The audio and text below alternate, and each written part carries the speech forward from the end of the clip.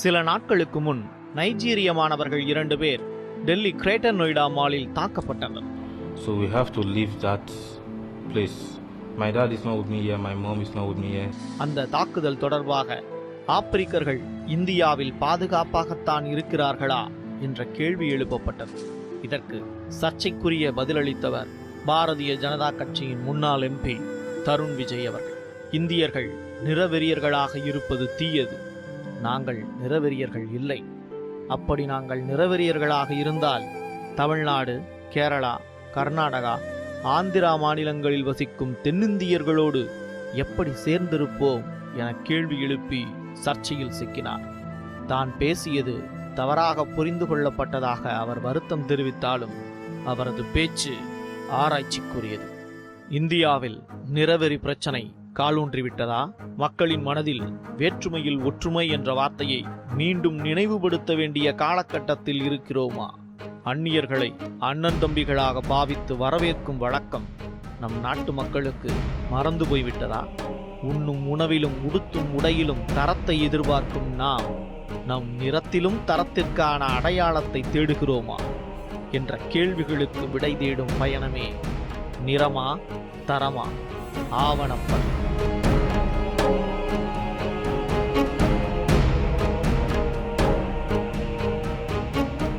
நாங்கள் நிறவெறியர்கள் இல்லை. அப்படி இருந்தால் நாங்கள் எப்படி தென்னிந்தியர்களுடன் சேர்ந்து வாழ்வோம் என்ற தருண் விஜயின் கருத்துக்கு மக்கள் மற்றும் சமூக ஆர்வலர்களின் நேரடி பதில்கள்.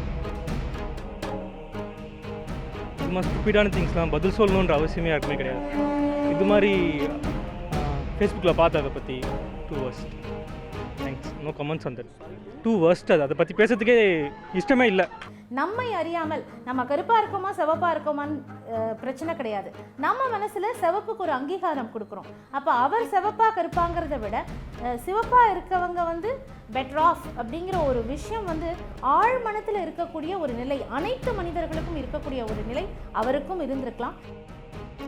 மக்கள் ஒரு தனிப்பட்ட நபரின் கருத்துக்கு கண்டனம் தெரிவிப்பது ஒருபுறம் இருக்க, சாமானிய மக்களின் மனதுக்குள்ளேயே நிறம் சார்ந்த வேறுபாடு சத்தமில்லாமல் அகிம்சை வழியில் புறையோடி கிடக்கிறது நம் நாட்டு மக்களிடையே என்பதே யதார்த்தமான உண்மை. உதாரணம் வேண்டுமா? பிள்ளை பிறப்பது தொடங்கி காதுகுத்து, சடங்கு, கல்யாணம், சீமந்தம் வரை அனைத்து வகையான நிகழ்வுகளுக்கும் நம் நாடுதான் தாய் வீடு. இதில் மிக முக்கியமான கட்டம் ஒரு பெண்ணிற்கான திருமண சடங்கு. பெண் பார்க்க போகும் முன்பே கேட்கப்படும் முதல் கேள்வி பொண்ணு கருப்பா சிவப்பா என்பதுதான். இந்த பொண்ணு கருப்பாக இருக்குதே, ஐயோ இது வேண்டாம் வேண்டாம் அப்படின்னு அந்த பொண்ணு பார்த்த பிறகே சொல்லுவாங்க. அந்த பெண்ணுக்கு எவ்வளவு வருத்தம் வரும். இயல்பான விஷயம். என்னோட சாய்ஸு. எனக்கு சிவப்பாக ஒரு பொண்ணு வேணும்னு நான் கேட்குறது ஒரு தப்பா? என் பொண்டாட்டி குங்குமப்பூ சாப்பிட்டு வெள்ளையாக குழந்தை பேக்கணும்னு ஆசைப்படுறது ஒரு தப்பா? ஏன்னா வெள்ளை தானே வசதி அப்படின்னு நம்ம நினைக்கிறோம். நம்மையும் அறியாமலேயே கருமை என்ற நிறம் இங்கு தரம் பிரித்து கொடுக்கப்பட்டு விடுகிறது. வெள்ளை என்பது அழகானதாகவும், கருப்பு என்பது அவமான சின்னமாகவும் முத்திரை குத்தப்படுகிறது. முக்கியமாக திருமணத்தில் இந்த நிறம் என்பது கருப்பர்கள் மத்தியிலே அதிகமாக இருக்கிறது. அநேகமாக ஒவ்வொரு குடும்பத்திலேயும் தாயோ தந்தையோ தன் மகனுக்கோ அல்லது மகளுக்கோ திருமணம் செய்கின்ற பொழுது, மருமகளை தேடுகிற பொழுதோ மருமகனை தேடுகின்ற பொழுதோ முதலிலே அவர்களுடைய மனத்தில் இருப்பது நம்மை விட சிறப்பான ஒரு மாப்பிளையை பார்க்க வேண்டும், இல்லாவிட்டால் நம்மை விட சிறப்பான ஒரு சிகப்பு பெண்ணை தேட வேண்டும் என்று தேடுகிறார்கள். இது இவர்களுடைய அடிமை புத்தி. பிள்ளைங்க தனக்கு வரப்போகிற பொண்ணு பையனாக இருந்தால் சிகப்பாக இருக்கணும்னு நினைக்கிறாங்க. அதே பொண்ணாக இருந்தால் தனக்கு வரப்போகிற வீட்டுக்காரர் வெள்ளையாக இருக்கணும்னு நினைக்கிறாங்க. தனக்கு பிறக்கிற குழந்தையும் தன்னை மாதிரி கருப்பாக இருக்கக்கூடாது அப்படின்னு நினச்சி யோசிக்கிறாங்க. ஒவ்வொரு நாளும் சாப்பிடும் சோறு கூட நம் நாட்டு மக்களுக்கு மல்லிகை பூவாய் மணக்க கூட வேண்டாம், வெள்ளை வெளையரென இருந்தால் போதும். அப்போதுதான் அதில் ஒரு நிறைவு. இதேபோல் அன்றாடம் புழக்கத்தில் உள்ள டீக்கடை தொடங்கி பல இடங்களில் பயன்படும் சர்க்கரை வெள்ளையாகத்தான் இருக்க வேண்டும் என்பது நம் மக்களின் ஆசை. வெள்ளை என்ற வார்த்தை தூய்மையின் அடையாளமாகவே மாறிவிட்டது. ஆனால் கருப்பு என்ற வார்த்தை திருட்டுத்தனமாக மக்களை ஏமாற்றி பணம் பறித்தால் அந்த பணத்திற்கு பெயர் கருப்பு பணம். சினிமாவில் வில்லன்களை காண்பித்தால் அவர்கள் கருப்பாகத்தான் இருக்க வேண்டும் என்பது பல திரைப்படங்களில் எழுதப்படாத விதி. உங்கள் ஊரில் கரும்பழுப்பு நிறத்தில் மனிதர்கள் இருப்பாங்கன்னு நான் ஏர்போர்ட்லேருந்து இறங்கின பிறகு தான் எனக்கு தெரியும். ஏன்னா ஃப்ளைட்டில் கொடுத்த புக்கில் கூட இவங்க ஊர் மனிதர்கள் எல்லாம் செந்நிறமாக தான் இருந்தவங்க. எங்கள் ஊர் ஹீரோயின் செந்நிறம்னு நான் நினச்சேன், உங்கள் ஹீரோ செந்நிறம்னு நினச்சேன், மாடல் செந்நிறம்னு நான் நினச்சேன். ஏன்னா அப்படி தான் வெளிநாட்டில் வர புக்ஸ்லேயும் மீடியாலையும் நீங்கள் அப்படி தான் சித்தரிக்கப்படுறீங்க. அந்த குழந்தை பருவத்தில், பதின் பருவத்தில், கல்லூரி பருவத்துலலாம் இது ரொம்ப பெரிய மன கஷ்டத்தை, செத்து போயிடலாமான்னு நினைக்கிற அளவுக்குலாம் மன கஷ்டத்தை இது கொடுக்குது. அதுக்கெல்லாம் நாங்கள் சிகிச்சை பண்ணி தான் அது சரி பண்ணுறோம். நம் நாட்டில் திருமணம் முடித்த அனைவரும் வீட்டு வாசலை தாண்டினால் போய் நிற்பது கோர்ட்டு வாசலுக்கு. விவாகரத்து கேட்டு நீதிமன்றத்தை நாடும் பலரின் குரல் அழகில்லை என்ற வார்த்தைகளை சம்பந்தப்பட்ட பெண்ணோ ஆணோ மாறி மாறி கொட்டுவார்களாம் நீதிமன்றத்தில். அழகு என்ற வார்த்தைக்கான இவர்களின் அர்த்தம் வெள்ளை. அதனால் இவர்கள் சந்திக்கும் விளைவு குடும்ப வன்முறையிலிருந்து பெண்களை பாதுகாக்க சட்டம் இயற்றப்பட்ட போது வார்த்தையால் ஏற்படக்கூடிய வன்முறையில் கருமை நிறத்தவள் என்று சொன்னால் அதுவும் வார்த்தையால் ஏற்படக்கூடிய வன்முறையில் அடங்கும் என்று ஒரு பொருளை எடுத்துக்கக்கூடிய நிலையில் ஒரு குடும்ப அமைப்பில் கூட பெண்ணின் நிறத்தை தவறாக பயன்படுத்தக்கூடாது அப்படிங்கிற நிலையில் ஒரு குடும்ப அமைப்பில் சட்டத்துக்கு ஒரு பாதுகாப்பு. ஆனால் இந்த சட்டத்தில் நம்ம பாதுகாப்பு கொடுத்தாலும் அந்த விஷயத்தை சொன்னப்புறமான திரும்பி நம்ம கோர்ட்டுக்கு நிற்க முடியும். இந்த நிறம் சமதளத்தை உடைக்கக்கூடிய ஒரு நிலையில் இருக்குங்கிறது ஒரு மறைக்க முடியாத ஒரு உண்மை தான். இந்த கருப்பாக இருக்க பெண்களுக்கு வார்த்தை பார்க்க அழகாகவே இல்லை, இப்படிப்பட்ட கருப்பாக ஒரு பெண்ணை கல்யாணம் பண்ணி வச்சுட்டாங்க, நீ இப்படி கருப்பாக இருக்கங்கிறது தான் குழந்தைகள்லாம் கருப்பாக பிறந்துருச்சு. நிறைய இடத்துல இன்னைக்கு குடும்ப வன்முறையில் பாதிக்கப்பட்ட பெண்கள் அவங்க சொல்லும்போது உடல் ரீதியாக காயப்பட்ட பெண்களை காட்டிலும் மன ரீதியாக காயப்பட்ட பெண்கள் அதிகம். இப்போ என்னை உடலாட அடித்தாரு, வார்த்தையால் காயப்படுத்தினாரு, நீ குள்ளமாக இருக்க, குண்டாக இருக்க, கருப்பாக இருக்க, பொட்டை பிள்ளை பத்து போட தான் லாய்க்கு, இந்த மாதிரி வார்த்தைகளை சொல்கிறாங்கங்கிற வார்த்தையில் ஒரு வார்த்தையாக நிறத்தையும் குறிப்பிட்டு விவாகரத்து வழக்குலையும் சரி இல்லை குடும்ப வன்முறையில் வழக்குகளையும் சரி தாக்கல் செய்யக்கூடிய நிலைகள் இருக்கிறது. இப்போ வரதட்சணை அதிகமாக கொண்டு வரல, எதிர்பார்த்த அளவு கொண்டு வரல, நான் திட்டம் போது இந்த வார்த்தையை யூஸ் பண்ணுறது கொஞ்சம் ஈஸியாக இருக்கும். ஒரு கம்பெனிக்கு வேலை தேடிச் செல்லும் பெண்களின் நிலையோ இன்னும் மோசம். ஒரு மாதத்திற்கு வெறும் 10,000 ரூபாய் சம்பளம் கேட்டாலும், தகுதியான படிப்பு இருந்தாலும், விருந்தினர்களை உபசரித்து வரவேற்க ஆங்கில மொழி அறிந்திருந்தாலும், ஒரு கம்பெனியின் வரவேற்பறையில் பணியாற்றுவதற்கான முதல் தகுதி வெள்ளைத்தோலுடைய பெண்ணாக இருக்க வேண்டும் என்பதுதான். பார்லர் ரிசப்ஷன் கேர்ளாக இருக்கேன். இப்போ ஒரு இடத்துக்கு வேலை கேட்க போனோன்னா ஃபஸ்ட்டு நம்ம டேலண்ட்டு பார்க்குறது நெக்ஸ்ட்டு. ஃபஸ்ட்டு நம்ம பியூட்டி கான்செப்ட்ஸ் தான் பார்க்குறாங்க. நம்ம எவ்வளோ அழகாக இருக்கோம், கலர் எப்படி இருக்குது, அதுதான் ஃபஸ்ட்டு. அதனால கேர்ள்ஸ் ஃபேஸ் லுக்கு எல்லாமே பார்க்கும்போது நீட்டாக இருக்கணும். ஒரு இடத்துக்கு வேலைக்கு இப்போ சப்போஸ் நீங்கள் எங்கன்னா வெளில போய் கேர்ள்ஸ் எங்கன்னா வேலைக்கு போனாங்கன்னா பாருங்கள், அவங்க எப்படி ஃபஸ்ட்டு கலர் தான் பார்க்குறாங்க, கருப்பாக இருக்காங்களா வெள்ளையாக இருக்காங்க, அதுதான் ஃபஸ்ட்டு மெயின். அப்போ அவங்களுக்கு என்ன தோணுது, முதல்ல மற்றவங்க பார்வைக்கு நம்ம அழகாக இருக்கணும், கலராக இருக்கணும், அவங்களுக்கு அப்போ தான் வேலை கிடைக்குது. குனிந்த தலை நிமிராமல் தரையை பார்த்து நடக்கும் பெண்களுக்குத்தான் இந்த பிரச்சனை என்றால், வான்வெளியில் ஏரோஸ்டஸ் பணிபுரியும் பெண்களின் நிலையோ இன்னும் மோசம். ஒயிட் ஸ்கின் இந்த சென்ஸ் பீப்புள் ஹூ இதில் இந்த ப்ரோக்ராமில் எடுத்துக்கணும்னு பார்த்தீங்கன்னா மோஸ்ட்டாக நார்த் இந்தியன்ஸ் வருவாங்க. ஏன்னா சில வீட்டில் நம்ம சென்னையில் இல்லை இந்தியன்ஸ் பார்த்தீங்கன்னா ப்ராட் மைண்டட் கிடையாது. ஏர்போர்ட்டில் ஏர்போர்ட் இல்லைன்னா ஏர்லைனில் ஒரு கேபின் க்ரூவாக இருந்தாவே ஒரு மாதிரியே தான் பார்ப்பாங்க. கருப்பு நிறமுடைய ஏரோஸ்டஸ் பெண்களில் 103 பேருக்கு கூட ஏரோஸ்டஸ் எனப்படும் விமான பணிப்பெண் வேலை தரப்படுவதில்லை. அதற்கு காரணம் அவர்கள் கருப்பாக இருப்பது மட்டுமே. பேசஞ்சர்ஸ் விரும்புறது இல்லைன்னு அப்படி இல்லை. லைக் இப்போ ஒரு ஃபேர் ஸ்கின்னா ஒரு என்ன சொல்கிறது, ஒரு பார்க்கணுன்னு தோணும், அதுதான் மெயினான பாயிண்ட்டே. வென் டஸ்கி ஸ்கின் வந்தால் நம்மளை சம்டைம்ஸ் சில பேசஞ்சர்ஸ் மைட் பி ஹார்ஷ். தனியார் கம்பெனிகளையோ வேலை தரும் நிறுவனங்களையோ குற்றம் சாட்டி எந்த பயனும் இல்லை. காரணம், மக்களின் தேவையறிந்தே அவர்கள் பயணிக்கிறார்கள்.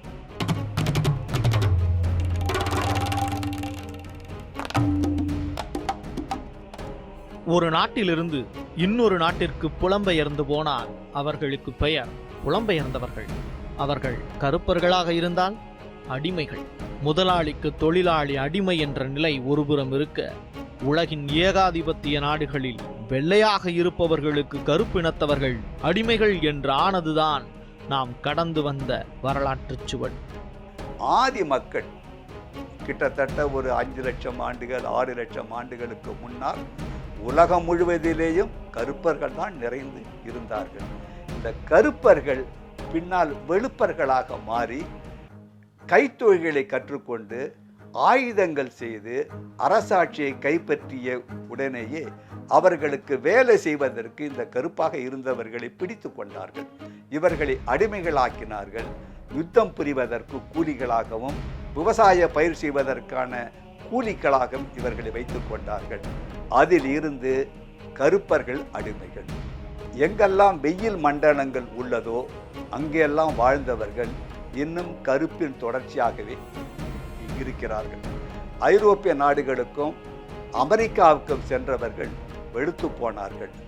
ஆஸ்திரேலியாவில் போனவர்கள் இன்னும் கருப்பர்களாகத்தான் இருக்கிறார்கள். அந்தமானில் இருக்கிறவர்கள் நம்மை விட கருப்பாக இருக்கிறார்கள். கருப்பாக மனிதன் இருப்பதற்கு அடிப்படை காரணம் சூரியனுடைய வெளிச்சம்தான். கருப்பர்கள் தங்களுக்கு தாங்களேயே அவர்கள் மட்டமானது என்று கருதி கொண்டார்கள். வெண்மையின் மீது இவர்களுக்கு ஒரு பயம் வந்து விட்டது. வெண்மையாக இருக்கிறவன் நேர்மையானவன், வெண்மையாக இருக்கிறவன் புத்திசாலி, வெள்ளையாக இருக்கிற பொன் அழகு கொண்டவன் என்று ஒரு கற்பனையை முதலிலே வெளுப்பாக இருக்கிறவர்கள் தீர்மானித்தார்கள். அதனை கருப்பர்கள் அப்படியே ஏற்றுக்கொண்டு விட்டார்கள். நைஜீரியா, எத்தியோப்பியா, நமீபியா ஆகிய நாடுகளில் வசிக்கும் கருப்பினத்தவர்கள் கல்வி கற்க நம் நாட்டிற்கு வந்த வண்ணம் உள்ளனர். சுற்றுலாவிற்காக வருபவர்களும் கூலி வேலைக்கு பணியாற்றுபவர்களும் நம் நாட்டினை தேடி வருவதுண்டு. NRI என சொல்லப்படும் பல வெளிநாட்டு வாழ் இந்தியர்கள் கூட நிறவெறியால் அங்கே பாதிக்கப்பட்டு நம் நாட்டை நோக்கி திரும்பி வந்தவர்களும் இருக்கத்தான் செய்கிறார்கள். அங்கே தான் படித்தேன். I finish my 12th grade அங்கே முடிச்சுட்டு இங்கே வந்தேன். அண்ணா யூனிவர்சிட்டி அங்கே படித்ததுனால சென்னையில் படிக்கணுன்னு ஒரு ஆசை. மோஸ்ட்லி என் கசின்ஸ்லாம் இங்கே இருக்காங்க. and I've been away from them for 20 years. So இங்கே வந்து படிக்கணுன்னு ஒரு ஆசை. அதனால் நான் தான் அண்ணா யூனிவர்சிட்டி சூஸ் பண்ணேன். and it's in the heart of the city, well reputed college. It has its own name and அதனால தான் அண்ணா யூனிவர்சிட்டி சூஸ் பண்ணேன். and இங்கே வந்தப்போ I didn't feel அந்த மாதிரி ஒன்றுமே கிடையாது. It's all about how we mingle and அந்த மாதிரி இந்த டிஸ்கிரிமினேஷன்லாம் கிடையாது. அதே நேரத்தில் நமீபியா, நைஜீரியா நாட்டினைச் சேர்ந்த மாணவர்கள் பலர் அந்நாட்டிலிருந்து நம் நாட்டிற்கு நல்ல கல்வி கிடைக்கும் என்ற நம்பிக்கையில் வந்துள்ளார்கள். அவர்களை சந்தித்த போது நம் நாட்டில் அவர்களுக்கு கிடைத்த அனுபவங்களை பகிர்ந்து கொண்டனர். நிறவெறி என்ற வார்த்தையை கேள்விப்பட்டு பல நாட்களாகிவிட்டது என்றனர் புன்னகையுடன். This one is my country style, it's called Afro. About racism, I cannot say it's still now in Chennai or in Tamil Nadu most of the time I not get this kind of conflict. But I saw in the medias in nearby this also Nigeria people in Delhi. I heard about this information, but in China I think it's all things is good. Even I know some people that start life, but it's because of their outstanding institution. Outstanding means their curriculum is maybe so different from other Europe or other countries. But I choose this one for better competition. Namibia is a country of 2.3 million people. So that is a relatively small population, and it's located in Southern Africa. We neighbor South Africa, Botswana, Angola, Zambia, and we got independence in 1990. So it's still a very, very young country, and we are striving for development. We are getting there. Racism is such a very, very sensitive topic. Different people, different colors. But yeah, like everywhere, there is one incident here and there, but we can't say in Namibia there is racism. இது ஒரு புறம் இருக்க, நம் நாட்டு மக்களே கருப்பாக இருப்பதை ஒரு விதமான தாழ்வு மனப்பான்மையாக கருதுகிறார்கள். கருப்பு நிறத்தவர்கள் தங்களை வெள்ளையாக காட்டிக்கொள்ள பல வண்ண கிரீம்களை பயன்படுத்துகிறார்கள். ஃபேர் அண்ட் லவ்லி தொடங்கி ஃபேஷியல் வரை வெள்ளை என்ற நிறத்தை அடைய மக்கள் செலவழிக்கும் தொகை 1000. வெள்ளைக்காரர்களோ கருப்பாக மாற வேண்டுமென சன்பாத் எடுக்கும் சூழலில் My skin is weak facing sun. That's why I get red. Because sun rays are making you some D vitamin and it's necessary for fixing minerals in your body. கருப்பினத்தவர்கள் கருப்பாக இருப்பதை அவமானமாக கருதுகிறார்கள் என்பதே டாக்டர் ஷாலினி அவர்களின் கருத்து. இந்தியாவில் அதை நம்ம ஏற்றுக்கிறோம். ஏன்னா மற்ற நாட்டில் கடவுள் மனிதரை சமமாக படைத்தார்கள்ன்ற நம்பிக்கை அவங்களுக்கு இருக்கிறதுனால நானும் நீ ஒன்று தானடா ஏன்டா என்ன இப்படி பண்ணுறேன்னு அவங்க கேட்க முடியும். நீ நானும் ஒரே சாமியை தானே கும்பிட்றோம், அப்போ 2 பேரும் கிறிஸ்டியன் தானே அப்படின்னு அவங்க கேட்க முடியும். ஆனால் இங்கே அப்படி கிடையாது. ஏன்னா ஜாதின்னு ஒன்று இருக்குது. நீ நானும் ஒரே சாமியை கும்பிடல, நீ வேறு கலர் நான் வேறு கலர், நான் தான் ஜெயித்தேன், நான் தான் இங்கே கிங்குன்னு ஒருத்தர் சொன்னால் அந்த அடிமைப்படுத்தப்பட்ட மனிதன் அவன் கிங்கு தான் போல, நம்ம மட்டும்தான் போல நம்பிடுறாங்க. அப்போ நான் அடிமைன்னு எனக்கே தெரியாதப்போ நான் எப்படி எதிர்ப்பேன்? ஆனால் இப்போது ஒரு ஆஸ்திரேலியன் பிரைம் மினிஸ்டர் போய் அங்கே இருக்க பழங்குடியினர்கள்கிட்ட மன்னிப்பு கேட்டு உங்களை நாங்கள் தப்பாக நடத்திட்டோம், இது வரலாற்று ரீதியான பிழை, எங்களால் நீங்கள் ரொம்ப அழிவுக்கு உட்பட்டீர்கள், அதனால் நாங்கள் உங்களுக்கு ஏதாவது நாங்கள் நஷ்டஈடு கொடுக்க விரும்புகிறோன்னு பணமாக நஷ்டஈடு கொடுக்குறதெல்லாம் இப்போ நடந்துகிட்டு இருக்கு. இப்போ எல்லா மனிதர்களும் சமம்ன்றது உலகமே ஏற்றுக்கிட்ட பிறகு ஏதோ ஒரு காலத்தில் நான் உன்னை கஷ்டப்பட்டுட்டேன்ல, உன்னோட இனம் அழிகிறதுக்கு நான் காரணமாக இருந்தாலும் அதுக்கு நான் நஷ்டஈடு கொடுக்குறேன், அதுதான் நான் செய்கிற பிராய்ச்சித்தம்னு ஒரு நாடு இன்னொரு நாடுகிட்ட மன்னிப்பு கேட்குற தன்மையெல்லாம் இப்போ வந்துட்ட பிறகு நம்ம இன்னும் கொஞ்சம் மேம்பட்டு இருக்கணும்ல. வெள்ளை என்பது உயர்வானது, கருப்பு என்பது தாழ்வானது என்ற சிந்தனை மக்களிடையே எப்படி பரவியது? தொலைக்காட்சிகளிலும் திரைப்படங்களிலும் வெள்ளையாக காட்டிக்கொள்ளவே மேக்கப் போடுகிறார்களே தவிர யாரும் இங்கே கருப்பாக தன்னை அடையாளப்படுத்திக் கொள்ள மேக்கப் போடுவதில்லை. தன்னை உயர்வாக நினைக்கணும்னா மற்றவங்க மட்டமாக, மற்றவங்க அந்த மற்றவங்களே தங்களை மட்டமாக நினைக்கணும். இதே இந்த மக்களையே நம்ப வைத்தது தான் அவங்களுடைய திறமை, இந்த ஏனைய மக்களுடைய திறமையின்மை. இது ஒவ்வொன்றிலுமே அவர்கள் செய்திருக்காங்க. எது தாங்கள் விரும்பக்கூடிய கருத்தை மக்களிடையில் பரப்பி அவங்கள நம்ப வைத்து விடுவது. தான் கருப்பாக இருப்பதால் தான் நோபல் பரிசு கிடைக்கவில்லை என யோகா கற்றுத்தரும் பாபா ராம்தேவ் 2015 நவம்பர் 7 பேட்டியளித்தார். வெள்ளையாக இருப்பவர்களுக்கே நோபல் பரிசு தரப்படுவதாக அவர் கூறிய கருத்து அப்போது சர்ச்சையை ஏற்படுத்தியது. அதே நேரத்தில் சர்ச்சைக்குரிய வகையில் இறந்து போன நடிகர் கலாபவன் மணி உயிரோடு இருந்தபோது 2013 மே 22 வனத்துறை அதிகாரிகளால் கைது செய்யப்பட்டார். அப்போது கேரள மாநில அதிரப்பள்ளி வனப்பகுதி கூடுதல் டிஜிபி செங்மார் கலாபவன் மணி வெள்ளையாக இருந்திருந்தால் அவர் நிச்சயம் கைது செய்யப்பட்டிருக்க மாட்டார் என பதிலளித்தார். கருப்பு என்ற நிறத்தை வைத்து பலரும் பலவாறு கருத்துக்களை சொல்ல அவர்களுக்கு உரிமையுண்டு. மாறியுள்ள சமூக சூழலில் மக்களின் பார்வையில் கருப்பு என்ற நிறம் என்ன கருப்பாக இருக்கிறனாக்கா சில பேர் நீக்கிறோன்னு கூப்பிடுவாங்க, சில பேர் கருப்பர் எழுதுவாங்க, சில கிண்டலும் கேள்வியும் பண்ணுறது உண்டு. நினைக்கிறாங்க நம்ம மட்டும் இவங்க கருப்பாக இருக்கிறவங்க அவங்கள அழகாக இருக்காங்கன்னு நினைக்கிறாங்க. நானே நினச்சிருக்கேன் அந்த மாதிரிலாம். இல்லை, அப்படி காட்டிக்கணும்னு அவசியம் கிடையாது. தமிழ்னாவே கருப்பாக இருப்பாங்கன்னு சொல்லி ஒரு இது இருக்குது. நான் பெருமையாக தான் இருக்குது, கருப்பாக இருக்குது நினச்சி நான் பெருமைப்படுறேன். மாற்றிக்கணும்னு அவசியம் இல்லை. வெள்ளைக்கார நாட்டில் அவன் கலர்னா அந்த நாடு படித்தது அந்த மாதிரி, அந்த நீக்கிறக்கார் வராங்கன்னா அந்த நாட்டில் படித்தா அவங்க கருப்பு. அது இருக்க பெரியங்களை எல்லாம் உப்பு இந்த காலத்தில் வந்தது, அது அந்த காலத்தில் கிடையாது. அந்த காலத்தில் கருப்பு சிவப்பு ஏற்க தான் இருந்தது. இந்த காலத்தில் காலம் மாற எல்லாம் மாறி போச்சு. அதனால பேரங்களை போட்டுக்கிறாங்க. மூஞ்சி அழகாகிறதுக்கு இன்னொன்று போடுறாங்க மருந்து. அதெல்லாம் வெளிநாட்டிலேருந்து வந்தது. நம்ம நாட்டுக்கு அதெல்லாம் தேவைக்கூடாது. உப்பு வர பசங்க அதெல்லாம் போட்டுக்கின்னு அழகாக பண்ணிங்கன்னா சிவப்பாயின்னு என்ன தான் போட்டாலும் சிவப்பு ஆக முடியாது. நம்மளுக்கு கிடையாது. கருப்பு தகப்போட கருப்பு தான் அழகு. கருப்பு என்ற நிறத்தின் மீதான பார்வை வருங்காலத்தில் எப்படிப்பட்டதாக இருக்க வேண்டும்?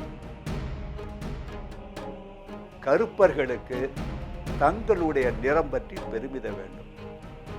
கருப்பு நிறம் என்பது அழகானது, கவர்ச்சிகரமானது. மற்ற நிறங்களை போன்று அதுவும் ஒரு நிறம். வெண்மை எவ்வளவு சிறப்பாக இருக்கிறதோ சிகப்பு எவ்வாறு கவர்ச்சிகரமாக இருக்கிறதோ, நீலம் எப்படி இருக்கிறதோ, அப்படியே கருப்பும் ஒரு வண்ணம். கருப்பாக பிறந்ததற்காக வெட்கப்படவோ அவமானப்படவோ வேண்டியதில்லை. இப்போ கருப்பின நாகரிகத்தை பார்த்து அதை அஞ்சக்கூடிய அளவுக்கு கருப்பின மக்கள் வளர்ந்துட்டாங்க. இல்லை, நாம் அதை தாழ்வு மனப்பான்மை ஆகக்கூடாது அப்படிங்கிறது தான் நம்ம செயல்திறனை வைத்து தான் எடை போடணுமே ஒழிய தாழ்வு மனப்பான்மையே கிடையாது. இதில் நம்முடைய இனம் அதுதான் அப்படின்னு நாம் சொல்லணும். இங்கு எழுப்பப்பட்ட கேள்வி நிறமா தரமா என்பதுதான். அதற்கான பதிலை தேடி பயணித்த போது நிறத்தை வைத்து சக மனிதனை பிரித்தாள நினைப்பதும் அவன் வாழ்வதற்கு தேவையான வாய்ப்பினை வழங்க மறுப்பதும் ஆரோக்கியமான சமூகத்திற்கு அழகான விஷயமல்ல. பலவண்ண பூக்கள் இருந்தால் மட்டுமே இந்தியா என்ற பூந்தோட்டத்திற்கு அழகும் மதிப்பும்.